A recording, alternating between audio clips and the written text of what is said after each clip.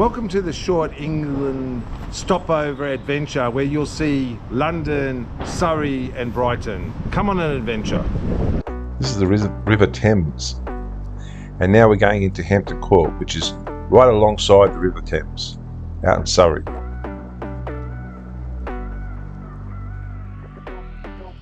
It's been built over like 100 years, and it's really kind of a village rather than a palace as such.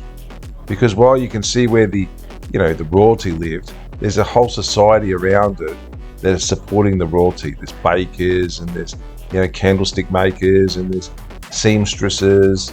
So it would have been like an entire conglomerate of people that their life was centered around the court. They run educational tours here too. I'm going to ask you, I'm going to give you about 30 seconds, and then I'm going to ask you what you think. And I'm going to want a reason as well, not just a yes no. Not just a yes. So if I put that, my brother-in-law's brother was taking us around, and his wife. They were really lovely. They put us up for 3 days, and they showed us around here. And even though this was just down the road from them, they hadn't been there for years, so they used it as an excuse to revisit. The gardens, there's internal gardens, so courtyards that are completely sheltered from the wind, and then there's massive external gardens, including a game park that is now completely built on. But yeah, it's you can see they used to live well back then. Inside, it's very decadent, and a lot of the rooms are completely painted like this, and especially the royal rooms. And there's suites for the Queen and there's suites for the King, and then there's receiving rooms and everything. You could really spend, obviously, your entire life researching it. This is where the armory was. So they put all these, and this surrounds all 4 walls, swords and guns, and it's a full-time job for them, the conservatories, to keep them clean. And this is the dunny, but we weren't allowed to use it.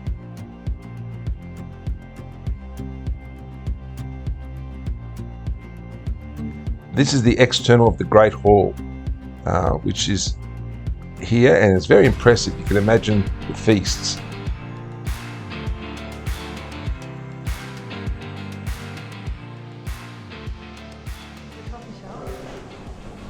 We're a little bit lost. This place is huge. If you come here, prepare yourself for quite a maze. So we're going for a little walk in the gardens, and if you think the inside is incredible, just wait until you see the grounds. The gardens are just as impressive as the actual building itself. There's a maze which we don't have footage of, and also the River Thames runs right next to these gardens, and you can see that as well.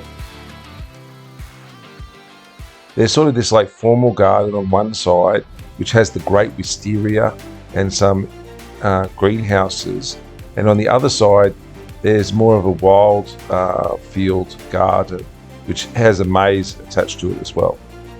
And then there's a great big open parkland which runs down into a zoo, I think, but we didn't get down that far.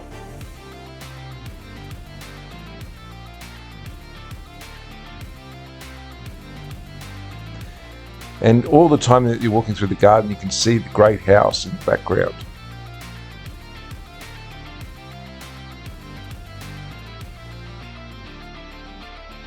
There is a royal tennis court here, or real tennis. If you'd like to see a real tennis competition, have a look at our video here.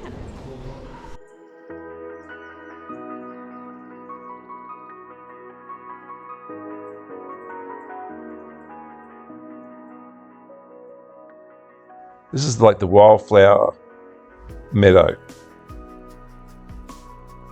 One thing about videotaping is you don't quite get the whole experience, but it was really lovely and beautiful and peaceful.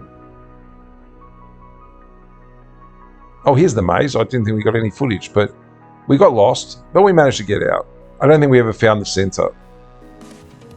Then we went off to the Brooklands Museum, where it's the home of British racing, and it's now a museum, and there's only part of it that's surviving the track, but you can still see parts of the track.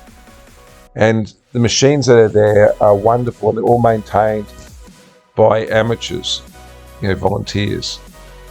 And it also, during the war, it was a place where they built planes like this one. And then after the war, it also did things like, new planes, and some of the technology was developed there that is still in use today.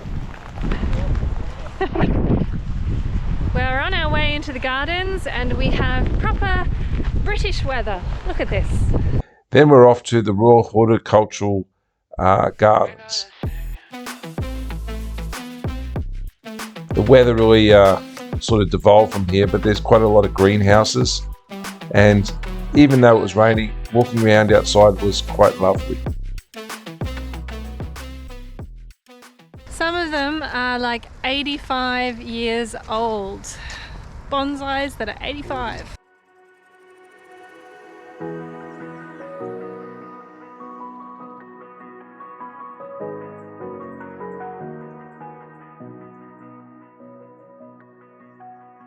The gardens are quite sweeping and they're quite large, and we walked around them quickly, but there's like a Japanese garden, and then this is the original building where they used to train people, and they still do that.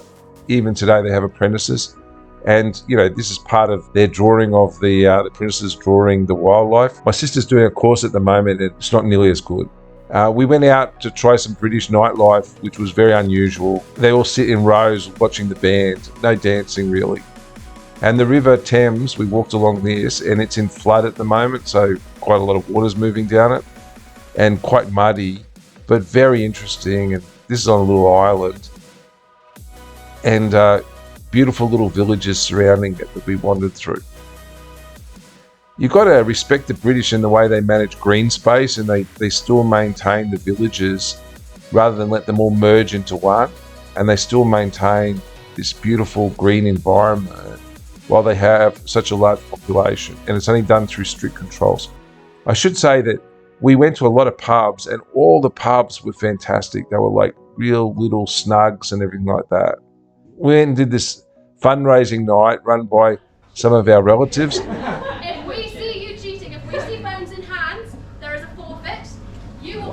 A delicious energy gel, and you won't feel very clever there. The other purpose behind this is obviously donating to charity, so we have gamified that for you as much as we possibly can. You can bribe us for answers by donating to charity. You can pay to put things on our marathon playlists, make us smile on the day, encourage us on the day. It was mainly university students and young professionals. It was quite a cracker night.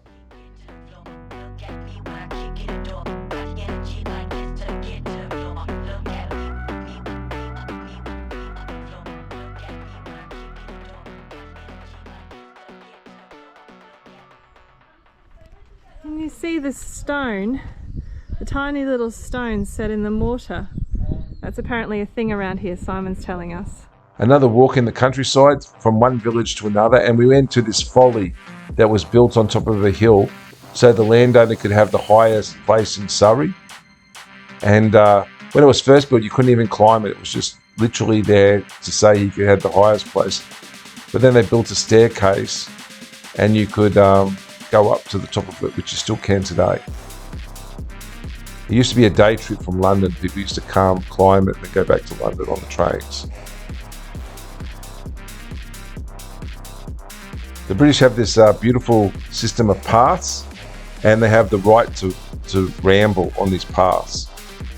And a lot of them get out.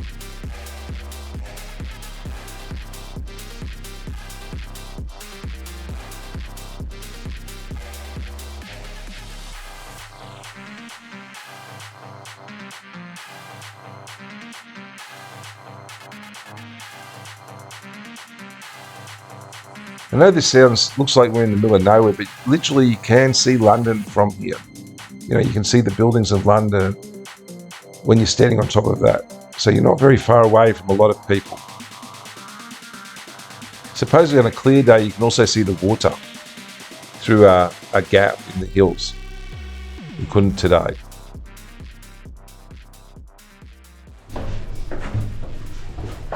There's a second-hand bookshop about halfway up.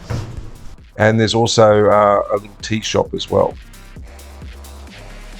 You got to pay to climb, but it's like £2. It's nothing.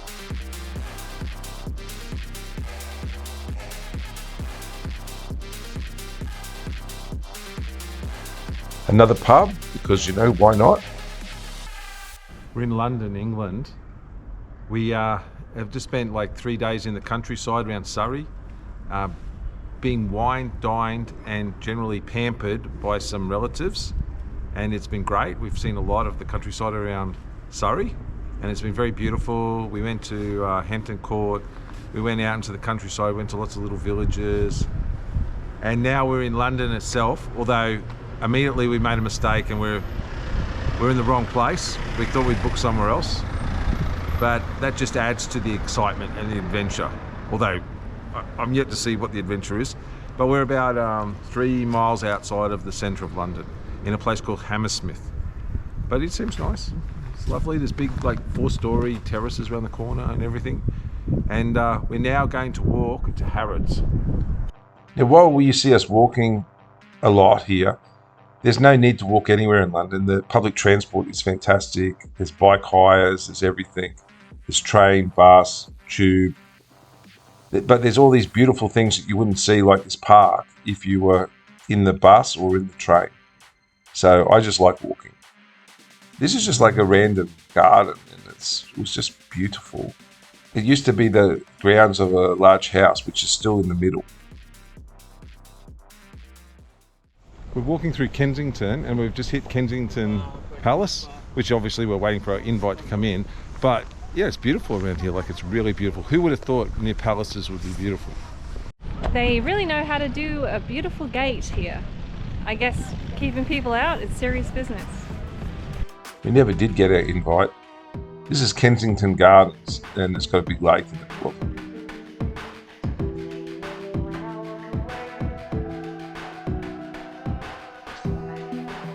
That's Harrods, which we're about to go into. It's very fancy. I lost my sunglasses, I'm trying on new ones. I'm not sure about these. Okay, one of the things that are a bit peculiar about me is I don't like eating inside very much, I like being outside. And so we got some food and we went to find somewhere, a park to sit in.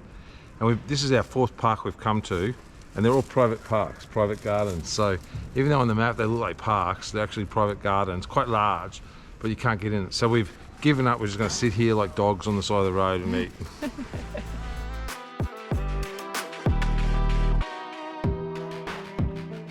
I thought I'd found something, but I got kicked out. You sit up here and on the left, I think. Yeah, we were just seen off by a butler who objected strenuously to us sitting in the private garden of his residence. Whoops. PJ always takes us to places so we get in trouble. I wanted to go to a cafe, but nobody listens to me. Success, we found a park. All is good in the world.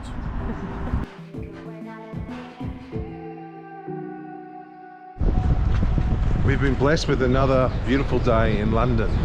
So we're going to Battersea Power Station. Another bit of industrial tourism. Supposedly it's been turned into a shopping centre. The travesty, it should still be out there making some power.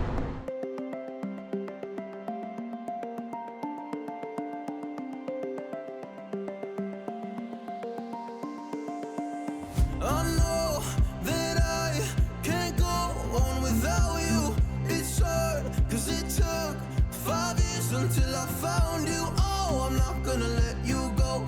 Oh, I'm gonna hold you close. It's hard, 'cause it's I really love what the British have done with their old power stations. They've really turned them into centres that the community can use.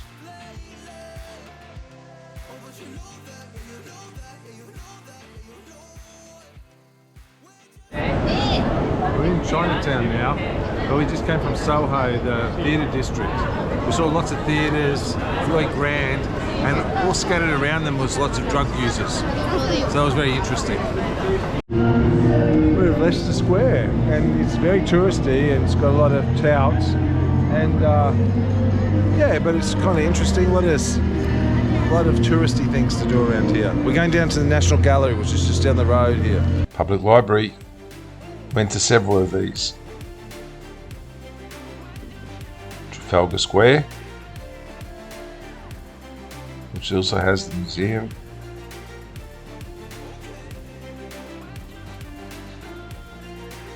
The horse guards, you can walk through these.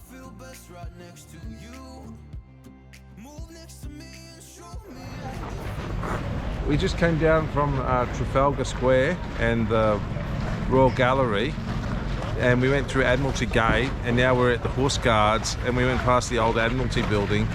You know, England, it's like the buildings are massive and it's just full of history, and it's really interesting. Hey, big band!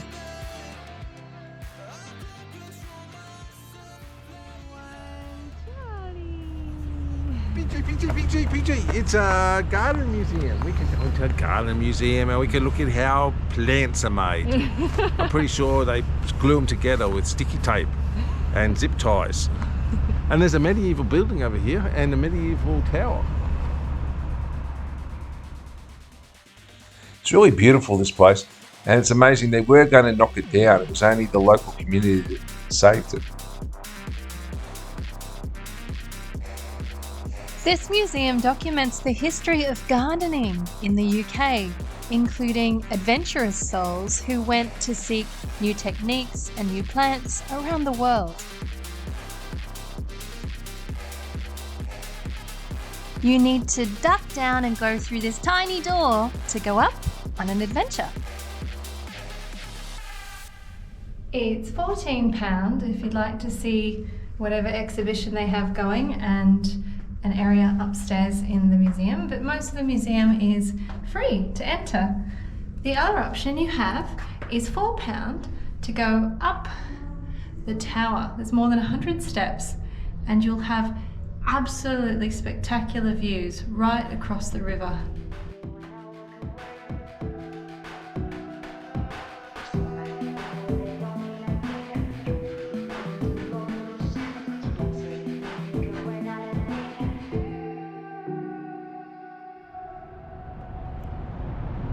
There are 360-degree views and it's really intense. You come out of this tiny little tower that's pivoting around itself, and then all of a sudden it opens out where they've created a little platform sort of resting on the very edge of a flat piece of roof.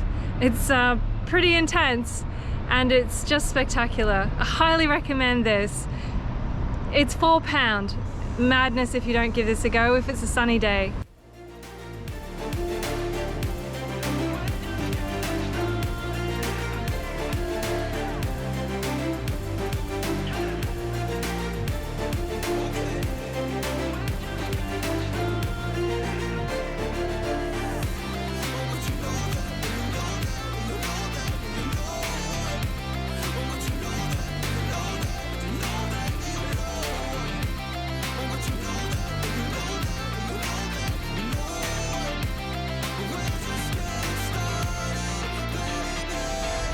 So Charlie, what do you think about this garden that we have here and the museum behind you?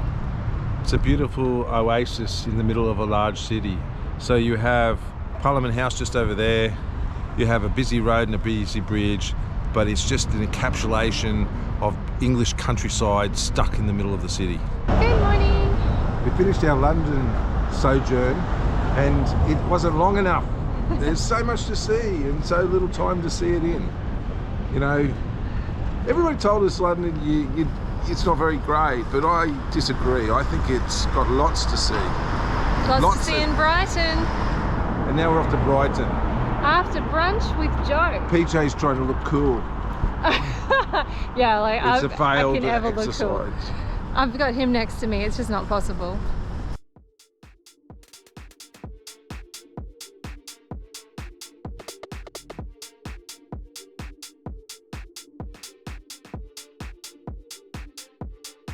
There's another public library which we got kicked out of.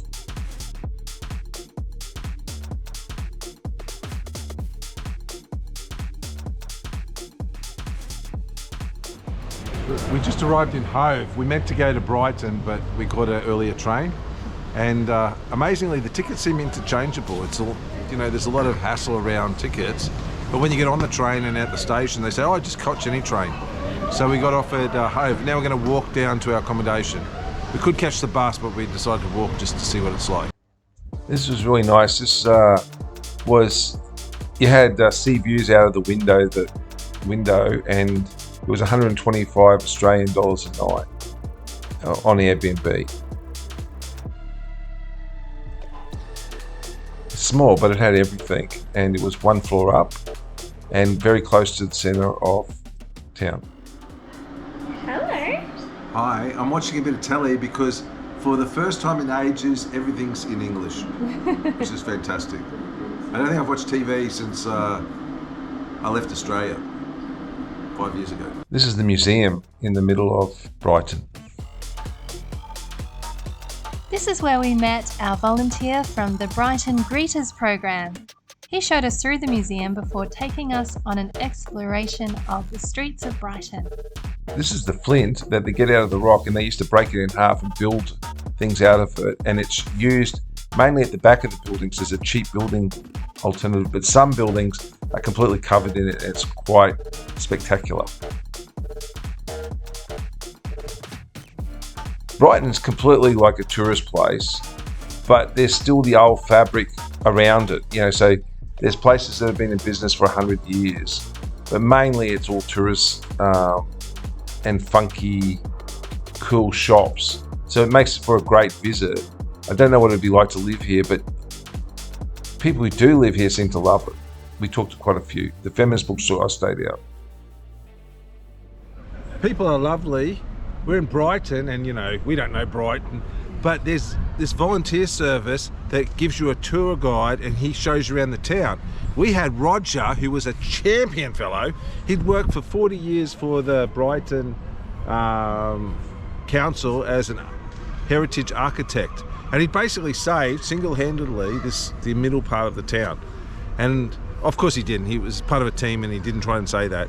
But he did do a lot of great work. And he showed us around. He spent 2.5 hours. He was very generous with his time and his knowledge, and he really made the place come alive.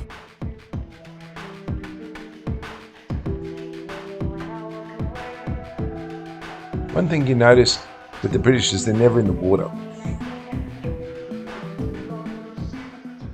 We're at Brighton waterfront on a beautiful day, and we're about to head out onto the Palace Pier, or Brighton Pier, whichever you prefer. And we're also going to go to the fishing museum, and it really turned it on for us today, the weather. So it's going to be a great day.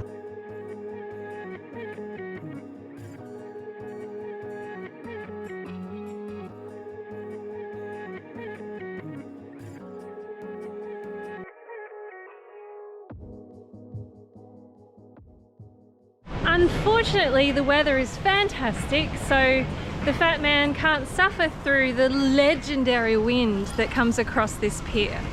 I just have to suffer through the Kraken. Yes, suffer through me instead. So I'm going to show him the gaming room now. There used to be 2 piers. Brighton Pier's fallen down. There's still bits of it left. You can see it in the distance, but most of it's gone. It burnt down, and it also fell down. In the lead, 12 is trying to catch up. Yeah, in 7th, they're tied up right now. It's good to see the boys here. Oh, 7's coming behind. Oh, yeah. So this is the Helter Skelter, and our greeter guide yesterday, Roger, was telling us how terrifying it was, but fun, going down with his 4-year-old, because the edges are really low, and I think Charlie said it was about £1.50 to get on. And it's a legendary ride here on the Palace Pier.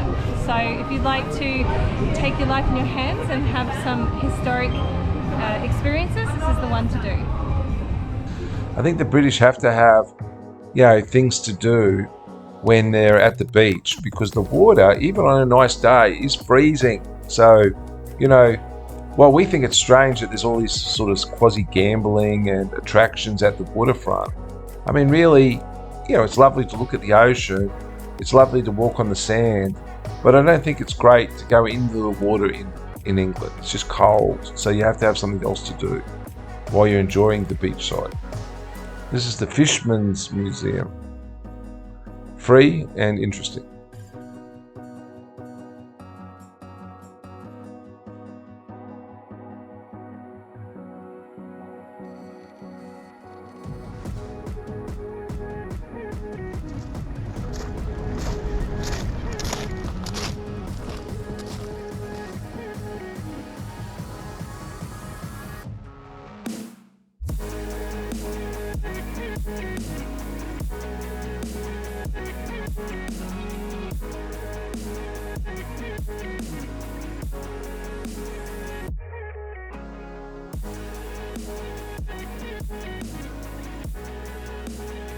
Look, Brighton is really funky and cool, and it's filled with LGBTQ stuff and a lot of tourists, and you could definitely spend more days there.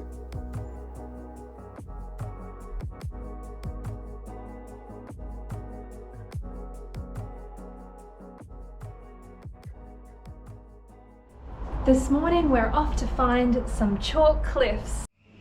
So this is how unreasonable the Kraken is. Like, so she takes me to this really cool bakery where you got to line up because it's that awesome, and then she starts talking about being reasonable and only ordering one thing, as if that's going to happen. I'm going to smash this place.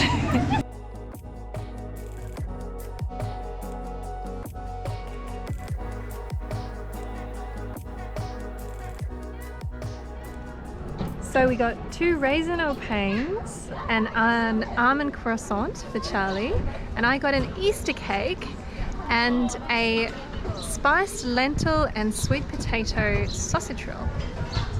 So hopefully this place is worth the wait. There's a huge queue outside. It's just crazy inside and it's smelling delicious.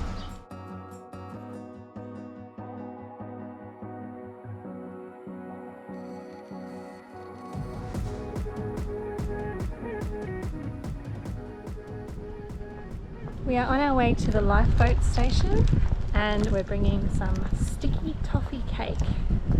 Sticky toffee cake for the volunteers. I hear that the volunteers here are lovely and they're very fond of sweets.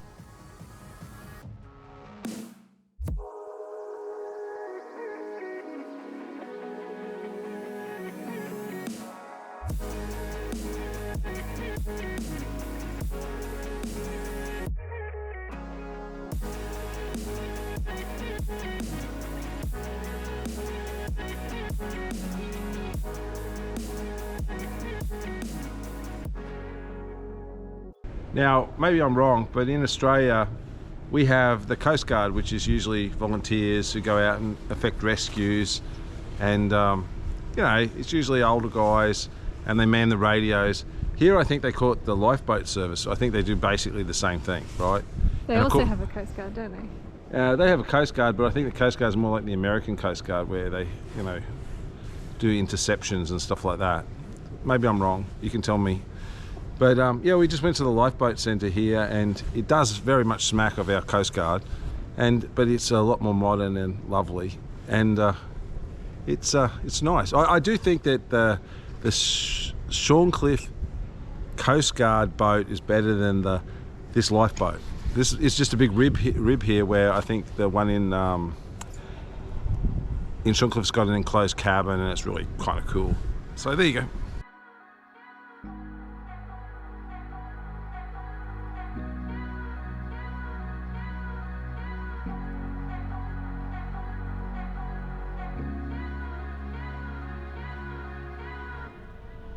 This is called the Dead Slow Lock, and I have to say, the name is accurate.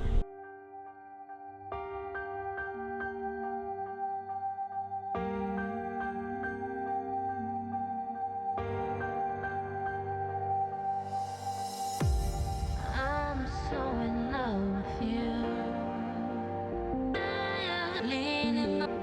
I'm so in love with you.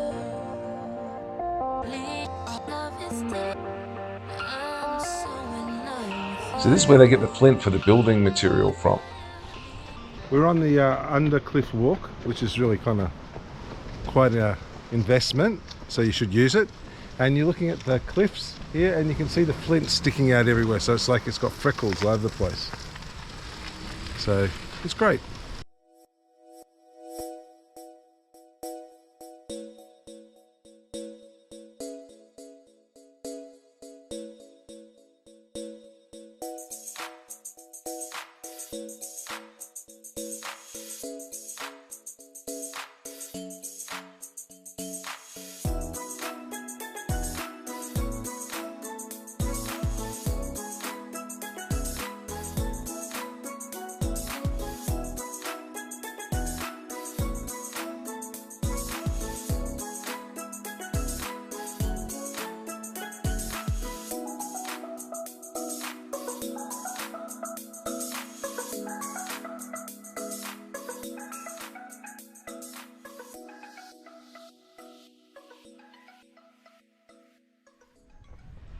We have reached Rottingdean and we're heading up to find a cafe.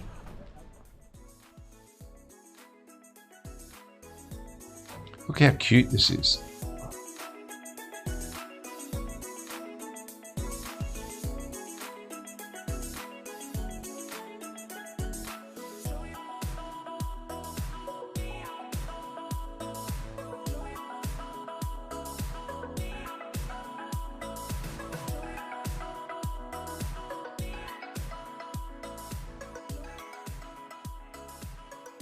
This is the cliff walk. So we're on the under cliff walk before, and now we're on the cliff walk.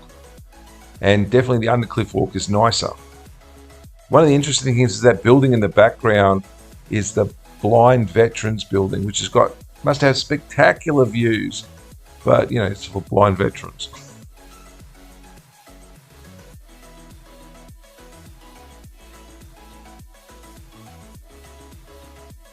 This is the hospital, and it's very beautiful and majestic and impressive. Of course, there's a more modern one built right next to it.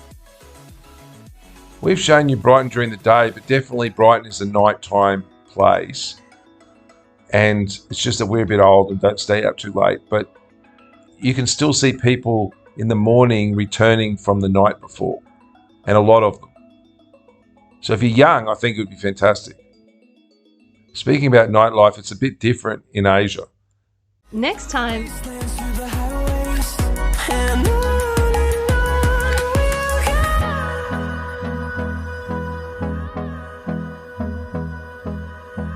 join us in Pattaya, Thailand.